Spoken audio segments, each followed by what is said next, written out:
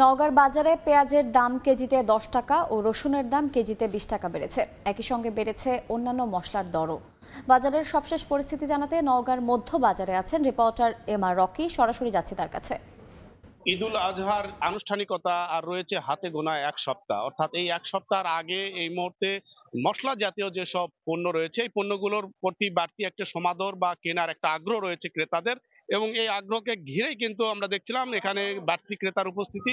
এবং এই গত এক সপ্তাহের ব্যবধানে বা 3-4 দিনের ব্যবধানে কিন্তু মশলা জাতীয় সব পণ্যের একটা বাড়তি দর গুনতে হচ্ছে ক্রেতাদের এই মুহূর্তে। এবং আমরা যে নওগাঁর একটি বড় আড়ত, এখানে এই আড়তে পেঁয়াজ, রসুন, আদা সব রকম পণ্যগুলো পাইকারি এবং খুচরা দুটোই বিক্রি হয়। তো এই পাইকারি আজকে যে বাজারটি দেখছিলাম, এখানে পেঁয়াজ গত 3 দিন আগে যে পেঁয়াজ বিক্রি হয়েছিল 72 থেকে 70 টাকা, সেই পেঁয়াজ কিন্তু এখন খুচরা পর্যায়ে সেটা 80 টাকায় কিনতে হচ্ছে। অন্যদিকে রসুন এরকম প্রতি কেজিতে 5 থেকে 10 টাকা বাড়তি।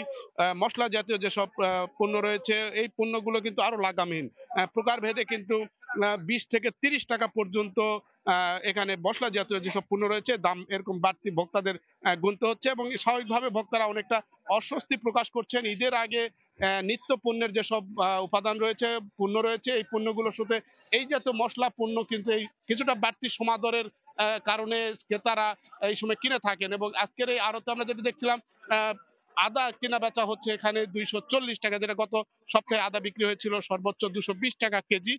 এই জাতীয় মশলার আসলে যে লাগামহীন দরের কারণে কিন্তু এখানে যারা ভোক্তা তারা বলছেন ক্রেতাদের দিক থেকে এক ধরনের এই যে বাড়তি পকেট থেকে টাকা যাচ্ছে, এর জন্য কিন্তু একটা মনিটরিং থাকা দরকার। ঈদের আগে আরো এক সপ্তাহ রয়েছে, এই এক সপ্তাহের মধ্যে বাড়তি এই দর কিন্তু গুনতে হবে, এবং এই বাড়তি দরের যে মুনাফাটা পুরোটাই কিন্তু এক ধরনের নিয়ন্ত্রণ করে বাজার থেকে টাকা হাতিয়ে নেওয়া হচ্ছে, এমন অভিযোগ করছেন এখানকার ভোক্তারা।